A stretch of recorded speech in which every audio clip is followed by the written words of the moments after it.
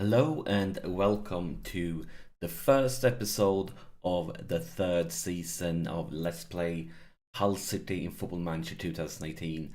And last season was surprisingly sensational. We ended it much better than we ever could have expected. For this season, media predicts us to finish in 12th place. 12th place? Really? I mean, not to get cocky, but considering the last season, and also I've had a pretty decent transfer window, my goals are definitely higher than 12th place. My goal is, well, we are going for Europe, a place in Europe. Can we reach it? Well, we'll have to see, but were pretty close last season, so I don't feel it will be impossible. But before we get to the first game, as you can see, we played quite a few friendlies, and just like last season, I'm not sure why, but my assistant manager books me with friendlies like really like teams that are much weaker now, like low league teams from other nations and so on. So got a bunch of decent, easy wins, but I'm not sure what's up with that, because I mean, there are teams we should be beating pretty easily. So let's talk about the transfers then, because first off, players out, and may players out are quite a few of them. First off, three guys have retired. Not much to say. All of them were mostly backup players last season and didn't play much. But for players that have been sold, first for strikers, we have Dicko, and of course Dicko was a goal-scoring machine during the first season, been loaned out for the second season, and he's left us now. He's sold. Other than him, I've been trying to selling Hernandez, and I haven't managed to sell him, so he will most likely be loaned out. I'm currently loaning him out, and I've gotten some loan bids, so that's probably what's going to happen on the striking department. For defenders, Udubaya, our right back, was decent for us last season, but according to our coaches, he's only championship level. And I got an offer for 8.5 mil that will most likely increase to 12.25 million euros. And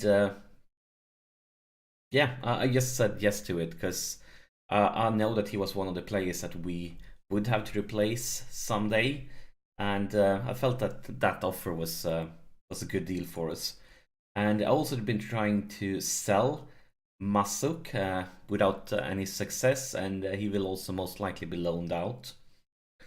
For midfielders, on the midfield, that's where all the big changes has been going on.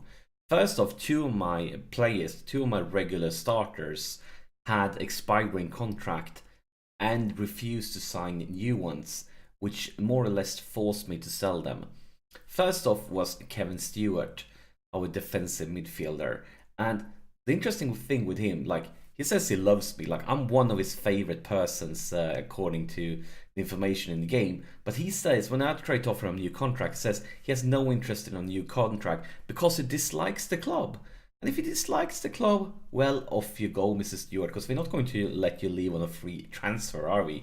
And we got 7,750,000 for him. Some of them from club souls, but there are club souls that are like guaranteed to happen. So 17.75 mil. Probably could have gotten more for him if his contract wasn't expiring, but still 7.75 mil is quite a bit of money. And the other guy that refused the contract was because he wanted to move to a bigger club, and that was Grosicki. And we sold him for 10 million, which was okay since he's 31 years old and he is on an expiring contract. He was one of our best players, but yeah, that's what we could get for him. And actually, fun thing, he refused to sign a new contract because he wanted to move to a bigger club, and then he went to a club that finished behind us last season. So yeah. More midfielders. Ben Arfa, he came to us on a free transfer, but he's turning 33 this season, and this physicals is pretty bad. And we got over 3 mil for him, and it will increase to 4 mil if he plays 50 games for the club. So yeah, I felt like it was a decent deal. And the last guy was a guy I didn't plan to sell, Hendrickson. but I got an offer I couldn't refuse. I got 25 million euros for him.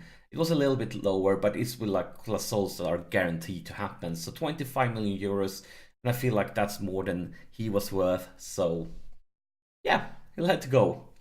So over to the signings, and we had a very big transfer budget. We had like around 140 million euros. And my main goals was to get a really good striker and a really good central defender. But also, I mean, we had a lot of money, but we could also focus on free transfers. And last season, Ben Arfa was the only free transfer I managed to get. And this time around, things were very different. We actually brought in quite a few free transfers. But let's start with the strikers. And unfortunately, it was impossible for me to sign a top striker.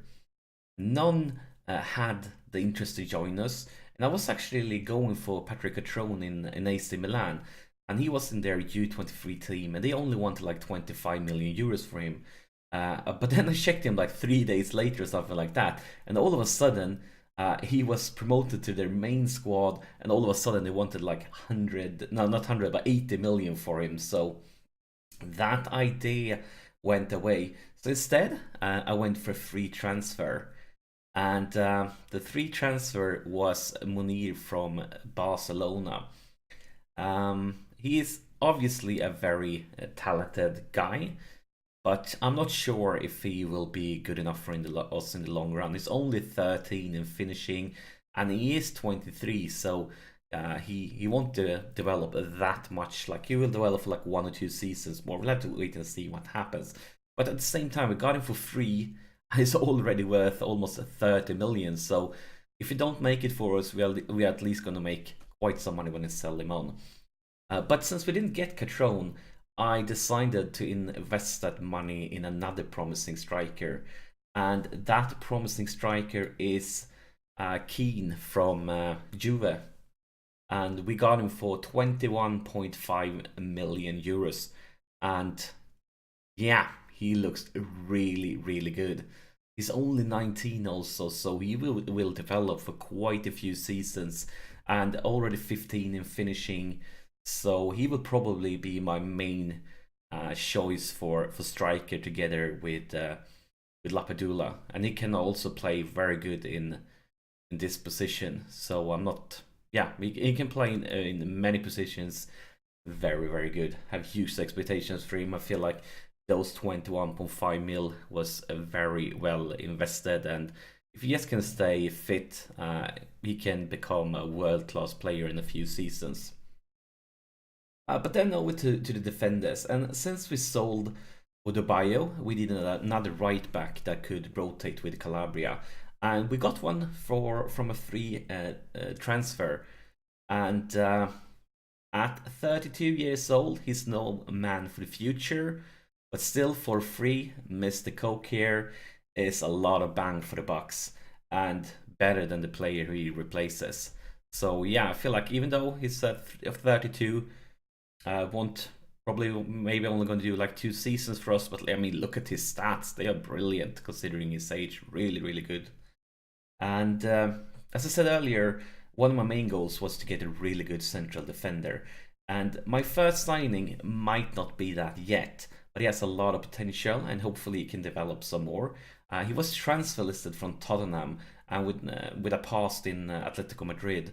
And yeah, transfer listed for 7.75 million, and that was Lucas. And as you can see, he's promising. He's 23 though, so we'll have to wait and see if he has enough time to develop as well as we hope. But I mean, still a pretty good price. If you get lucky, he will improve a bit more, and he can become a pretty good defender. But that wasn't enough for us. It was time to spend the big bucks. I mean, we had 140 million euros, and we hadn't spent much of it. And then the big signing of the summer was when Chelsea transfer listed this defender. We got Kurt Zouma for 38 million euros. Transfer listed from Chelsea. With his physical attributes, he's a beast, and his only weakness is his marking ability, but still a very, very good player. 38 million is a lot, but it was definitely the best we could get, considering most players of the best players in the world is not interested in joining us. But yeah, then over to the midfielders. And as you know, Stewart, Grosicki, Ben Arfa, Henriksen, and also Bridgie retired. So a lot of our midfielders were out for this season. We know we had to get a lot of them. And I actually brought in, only bought one player, but then I brought in 3 guys as free transfers. And I also plan to let Svensson, and Svensson, you might remember him, I signed him during the first season, and he's been loaned out for 2 seasons. And this season, since we sold Grosicki, he will be the one that rotates with Gnabry. We'll have to wait and see how he develops, but at least I'm going to give him a season in the Premiership, and hopefully he will keep on developing and become really good. Been loaned out for 2 seasons. It's time to give him a chance. But then for the right side, replacing Ben Arfa as Bowen's rotation partner, and this was the only midfielder that we paid any money for, and he was transfer listed from Liverpool, and he was transfer listed for 12.25 million, and that was the Ox. Oxlade-Chamberlain is now a Hull player, and yeah, transfer listed. I feel like pretty good deal. He's not world class, but he's definitely better than Arfa is replacing, and yeah, good price, good quality. I'm happy with the signing. And then for the last three spots, the 3 guys that are a lot of 3 here, but they are free transfers. And the first one joining us from Tottenham with 82 caps for Belgium is Dembele. And 32 years old, so he's definitely a bit on the old side. But once again, a free transfer, a lot of quality stats. I'm very pleased with that signing. Next guy is kind of a legend, I would say, with 114 caps for Spain. Is Mr. David Silva, coming to us as a free transfer from Manchester City. And of course, he's 33 years old, so he probably is going to be with us for like a season. His physical is declining, but look at the mentals and the technical. They are just sensational, these numbers. With his physicals, he's probably often going to be on the bench, not playing the whole games. But with these mental and these technical abilities, he's just pure magic. But yeah, but with that age, he's probably just going to do a season for us. But still, I mean, having David Silva in the team sounds cool, doesn't it? And then for the last guy and the last free transfer, with a past in clubs like Barcelona, Arsenal, Chelsea, 112 caps for Spain, is Fabregas, joining us from Chelsea. And just as David Silva, he's getting a bit old. His physicals is declining, but still really good mentals and technicals. Probably going to be brilliant for us for a season or 2. And yeah, like the last 3 guys, they are not men for the future, but I feel like they are the right men to for this season to bring us to a spot in Europe. But I have been talking a lot now. This episode is going to be very long because of me talking so much. So let's actually get to the first game of the season, and we are playing Sunderland, and we are playing them at home, and hopefully we are off to a good start of the season. Because yeah, I've been talking quite a bit here, and we actually need to see some of these guys in action. As you can see, this is the team we are started. Among the new players, we have Silva on the bench, we have Lucas on the bench, Svensson, the youngster that have been loaned out on the bench, Munir on the bench, on the bench, and then from our old dudes, we have Sosa and Bowen. Of course, they are both very young, but they were with us last season. And what do we to say here? I'm going to actually put some pressure on them. We have some experienced players now with Fabregas and Dembele and the Ox and so on. I'm going to tell them I expect a win. And as always, when I have team talks, nothing happens. I'm not sure if that's going to be a sign for the season or not, but yeah, let's start the game. And that's the kickoff. And of course, it's in Sunderland possession because they took the kickoff. But I'm hoping we can get it back here and start creating things. Because, I mean, I'm very, very pleased with those signings. And as you know, I brought in a lot of players on free transfers. Because they weren't kind of not players to spend money on. There were very few players that I felt like it would be worth to spending 30, 40, 50 million on. Because the best ones weren't interested in joining us. Which, oh my god, that could have been a crazy shot there from Alberto Moreno. But yeah, wouldn't have been like worth it because, I mean, they weren't good enough. I feel like the guys we brought in right now, they are not good enough to win the league, obviously, but it's definitely a mix of experience and young, talented players that should be able to compete for a spot in Europe. But it's been a very boring first half. We're only one highlight when we're getting closer and closer to half time. And that's a potential injury for Fabregas. That's a nightmare of a start. Not what we expected here, not what we wanted. And I'm going to sub in during half time. That's very unfortunate.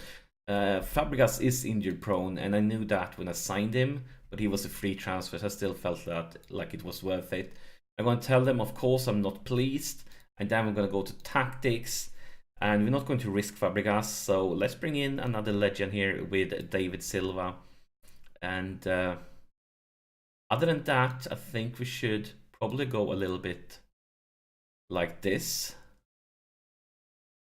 I still want you to focus on defense. What would be a good option for that? Maybe like, no, that's not the right option for you. I'm gonna go like this. See how it happens. We need to definitely step up a bit. Maybe even go attacking. Yeah, like this. I have higher expectations, guys. This is a season. I mean, last season was a sensational season. But at the same time, probably a lot of teams underestimated us the last season because we were newly promoted, and that's a thing the AI do. But now with that, we have proven ourselves. Probably quite a few of the AIs will be a bit more conservative in the playoffs. Here's Calabria, and here's Chamberlain. The Ox loads this though. Come on, win it back. Win it back. Beautiful there by Calabria. Dembele for Branagh. Finds Gnabry. Gnabry for Lapadula. And Lapadula back to Gnabry. And look at this! Look at this! Look at this! Early in the second half, we have finally started the goal scoring for this season. And it's Gnabry. He haven't been a big goal scorer since he joined us.